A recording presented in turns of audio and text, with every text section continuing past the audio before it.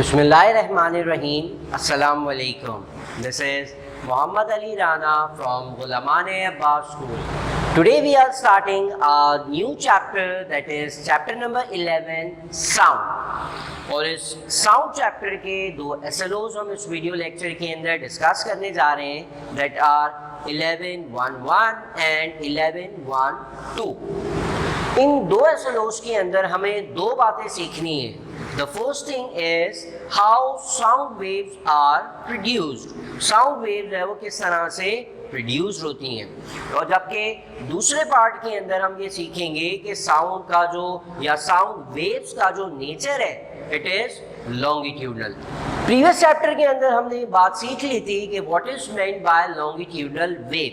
Longitudinal wave के बारे में हमने पिछले चैप्टर के अंदर सीखा था कि व्हाट आर लॉन्गिट्यूडनल वेव, और इस SLO के अंदर जो है वो हम ये बताएंगे कि साउंड वेव का जो बिहेवियर है या साउंड वेव्स का जो नेचर है it is of longitudinal type. जिसमें हम प्रीवियस चैप्टर के अंदर हम बात कर रहे थे कि वेव्स स्टडी कर रहे थे, और ख़ास तौर पे वहाँ हमने जो है वो वाटर वेव्स की बात की थी, रोप्स के अंदर वेव प्रोड्यूस की थी, स्प्रिंग के अंदर वेव्स को प्रोड्यूस किया था, साथ साथ हमने मैकेनिकल और इलेक्ट्रोमैग्नेटिक, ट्रांसवर्स, लॉन्गिट्यूडनल वेव्स का डिस्क्रिप्शन पढ़ा था.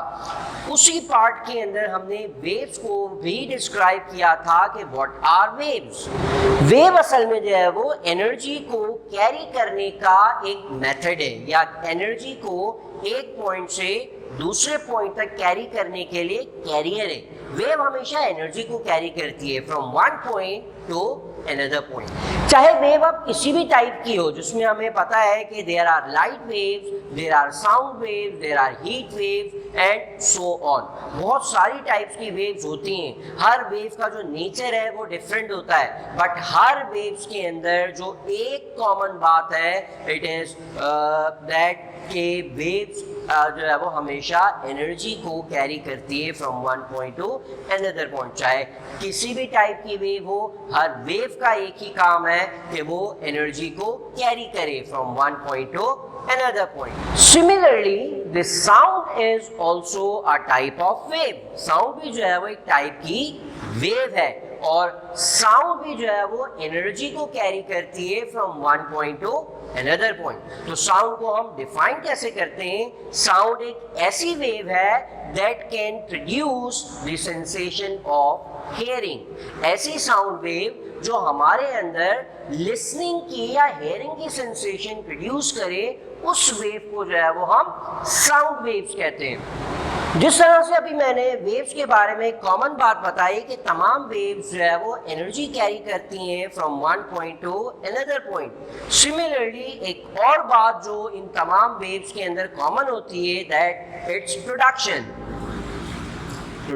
Of waves.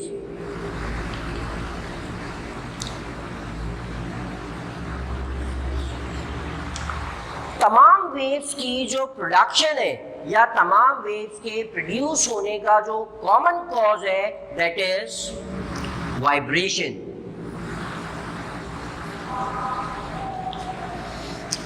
तमाम टाइप की वेव्स प्रोड्यूस होती हैं by any type of vibration और वाइब्रेटिंग बॉडी. लाइट वेव्स को देखें, वाटर वेव्स को देखें, या फिर हम स्प्रिंग के अंदर वेव्स या रोप्स के अंदर जो वेव प्रोड्यूस की थी, उन तमाम वेव्स के अंदर जो कॉमन बात थी दैट इज वाइब्रेशन और अ वाइब्रेटिंग बॉडी. तमाम वेव्स का जो प्रोडक्शन है, तमाम वेव्स का जो प्रोड्यूस होने का कॉज है वो एक वाइब्रेटिंग बॉडी है. इसी तरह से जो साउंड वेव्स हैं, साउंड वेव्स भी हमेशा एक वाइब्रेटिंग बॉडी की वजह से प्रोड्यूस होती हैं. साउंड वेव्स की अगर हम एग्जांपल लें तो फॉर एग्जांपल हमारे पास एक गिटार मौजूद है, और उस गिटार के अंदर जो है कुछ स्ट्रिंग्स लगे हुए होते हैं. उन स्ट्रिंग्स को जब हम वाइब्रेट करते हैं तो हमें साउंड प्रोड्यूस जो है वो साउंड सुनाई देती है. इसी तरह से अगर हम फ्लूट को ले लें तो फ्लूट के अंदर जब हम ब्लो करते हैं तो उसके अंदर जो कैविटी है जहाँ पर एयर मौजूद है, एयर के मॉलिक्यूल्स वाइब्रेट करते हैं. हैं। इसी तरह से जब हम बोलते हैं तो बोलने के दौरान साउंड प्रोड्यूस हो रही है और वो साउंड जो है वो प्रोड्यूस होती है by the vibration of vocal cords. तो हम किसी भी साउंड वेव्स की एग्जाम्पल ले लें, all the sound waves are produced by a vibrating body. चाहे कोई भी साउंड हो वहाँ लाजमी कोई ना कोई वाइब्रेटिंग बॉडी ज़रूर मौजूद होगी। ऐसा पॉसिबल नहीं है कि साउंड वेव प्रोड्यूस हो बट वहाँ कोई जो है वो हमें वाइब्रेटिंग बॉडी नज़र ना आए या फिर वाइब्रेटिंग बॉडी वहाँ मौजूद ना हो।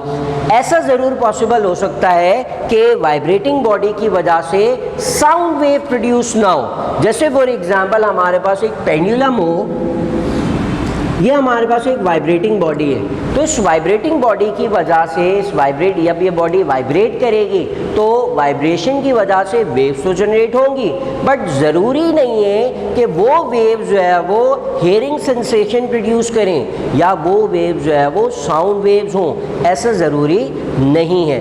बट ये बात ज़रूर है कि तब जब भी साउंड वेव प्रोड्यूस होती हैं उस वेव्स का जो कॉज है वो हमेशा एक वाइब्रेटिंग बॉडी होती है। जैसे फॉर एग्ज़ाम्पल हम अपनी हार्ट बीट्स को जो है वो सुन सकते हैं। अगर हम डायरेक्ट नेकेड एयर के साथ सुने तो शायद उस वाइब्रेशन की साउंड हमें सुनाई ना दे, बट हमें ये पता है कि हार्ट जो है वो पंप करने के दौरान वाइब्रेट करता है। इसी तरह से अगर हम लंग्स को देखें, लंग्स भी वाइब्रेट करते हैं, तो उस वाइब्रेशन की साउंड हम डायरेक्टली नहीं सुन सकते, बट डॉक्टर स्ट्रेथोस्कोप को यूज़ करके जो है वो उसी साउंड को सुन सकते हैं। तो जब साउंड हमें सुनाई दे रही है इसका मतलब है लाजमी वहाँ पर एक वाइब्रेटिंग बॉडी ज़रूर मौजूद है। सो इन शॉर्ट यहाँ इस SLO के अंदर हमने कुछ एग्जाम्पल्स देखी और उन एग्जाम्पल्स के साथ एक बात सीख ली कि जो साउंड है is a type of wave, sound carry energy from one point two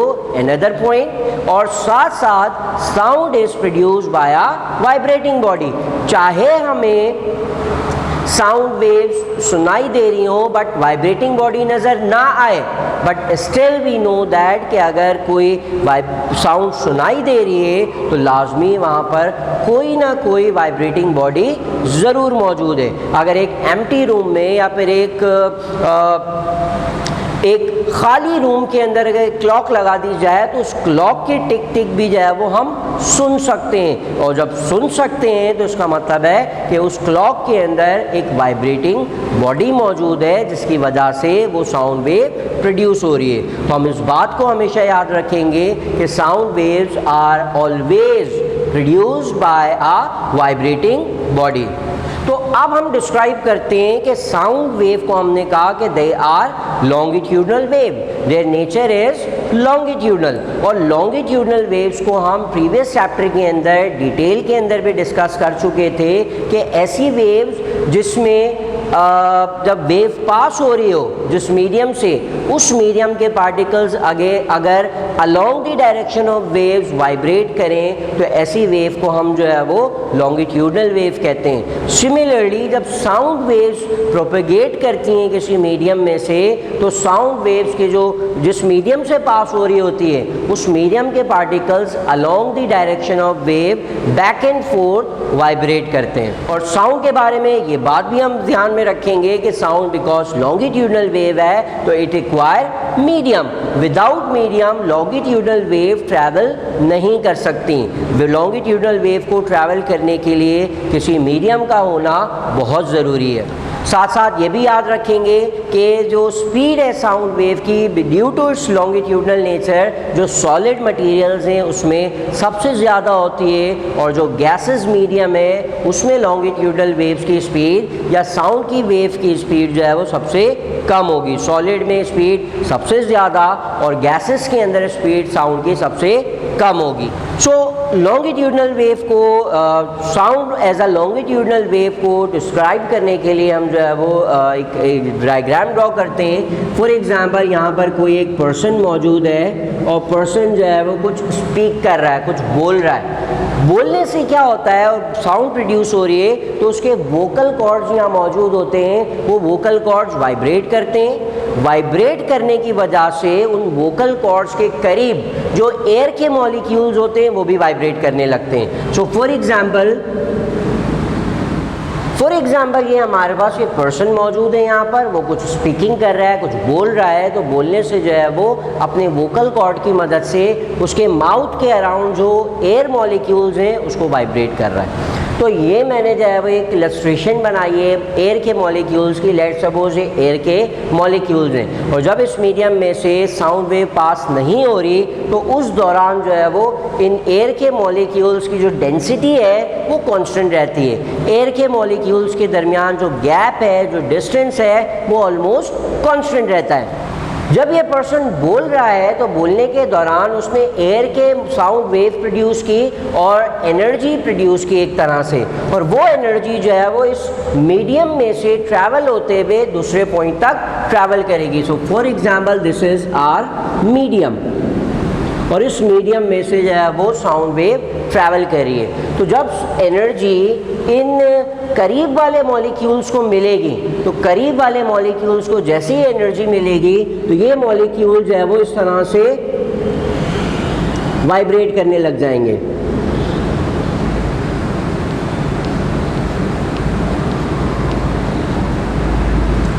तो यहाँ मौजूद तमाम मॉलिक्यूल जो है वो इस तरह से वाइब्रेट करेंगे। ये पर्सन जब बोल रहा है तो इस डायरेक्शन के अंदर साउंड एनर्जी ट्रैवल कर रही है, और ट्रैवल किस तरह से कर रही है कि वो जो एनर्जी है वो डायरेक्टली इन मॉलिक्यूल्स को मिली। ये मॉलिक्यूल्स इस तरह से इस डायरेक्शन के अंदर वाइब्रेट करने लग गए। इसी दौरान इन्होंने, इन मॉलिक्यूल्स ने अपने नेबरिंग एटम को अपनी एनर्जी ट्रांसफ़र की, और ट्रांसफ़र करने से क्या होगा, जिस तरह ये वाइब्रेट कर रहे थे उसी तरह से नेबरिंग मॉलिक्यूल्स भी वाइब्रेट करने लग जाएंगे। इस तरह neighbour to neighbour energy transfer होती जाएगी, और ट्रांसफ़र होने के दौरान जो है वो साउंड वेव्स या साउंड एनर्जी जो है वो एक पॉइंट से दूसरे पॉइंट तक ट्रैवल करेगी। जब यहाँ से sound wave directly in molecules को एनर्जी प्रोवाइड करेगी तो यहाँ पर मॉलिक्यूल्स के दरमियान जो गैप है वो कम हो जाएगा। तो अब जो है वो यही इलस्ट्रेशन कुछ इस तरह से फॉर्म हो जाएगी। तो यहाँ वाले मॉलिक्यूल जो है वो करीब आ गए वाइब्रेट होने के दौरान, और बाकी जगह जो है वो उसी तरह से जो है वो वाइडली सेपरेटेड थे तमाम मॉलिक्यूल्स। तो वो रीजन लॉन्गिट्यूडनल वेव में जहाँ मॉलिक्यूल्स एक दूसरे के करीब करीब होते हैं, they are closely spaced with each other, उस रीजन को जो है वो हम कंप्रेशन कहते हैं। और वो रीजन जहाँ पे मॉलिक्यूल्स एक दूसरे से वाइडली अपार्ट होते हैं उस रीजन को हम रेयरफैक्शन कहते हैं। और जब ये कंप्रेशन और रेयरफैक्शन किसी मीडियम में ट्रैवल करते हैं तो उस वेव को जो है वो लॉन्गिट्यूडनल वेव कहते हैं। जब साउंड वेव प्रोपेगेट करती है तो साउंड वेव की प्रोपेगेशन के दौरान भी जो है वो एयर के मॉलिक्यूल्स या जो मीडियम के पार्टिकल्स हैं उनके दरमियान कंप्रेशन और रेयरफैक्शन फॉर्म हो रहा होता है, इसीलिए हम साउंड को जो है वो लॉन्गिट्यूडनल वेव कहते हैं। तो ये था हमारा आज का first lecture chapter number 11 sound से, जिसमें हमने ये दो एसएलओस को कवर किया। जिसमें सबसे पहली बात हमने ये सीखी कि साउंड वेव किस तरह से प्रोड्यूस होती हैं, और दूसरी पार्ट के अंदर हमने ये सीखा कि साउंड वेव का जो नेचर है it is longitudinal. So that was it for today's class. Inshallah, in the next video, I will come back with some other SLOs from this chapter sound. Till then, this is Muhammad Ali Rana taking off from this class. Allah Hafiz.